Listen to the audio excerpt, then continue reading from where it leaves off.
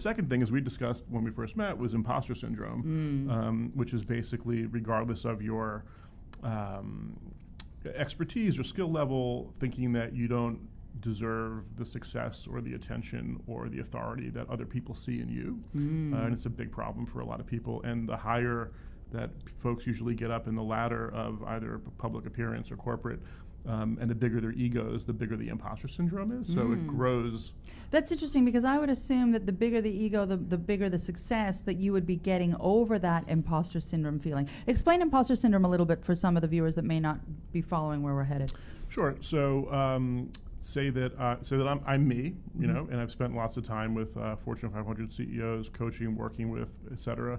And I walk into a meeting, and the moment that I walk in, I feel overwhelmed by the authority of the other people in the room. And once I start talking and they're all looking at me without any facial expressions, I'm waiting for them all to say, "Get this guy out of here." Like, who's this faker? Who's this faker? Right? But it's never the case, you know. And it has less to do with people that have imposter syndrome making a checklist of their authority, their skill sets, their experience, and it has more to do with their identity, about how they see themselves in the world, and a lack of a strong ego.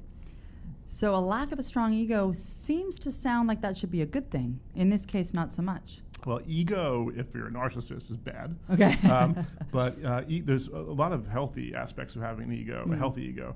And ego is how you see yourself in relation to the rest of the world when you step back from a third-party perspective. So it's important to say to yourself, oh, I'm Katerina. I exist in this world around me, and I have overwhelming value to provide these people. And you have to own that. You have to own that, like, Right. aggressively.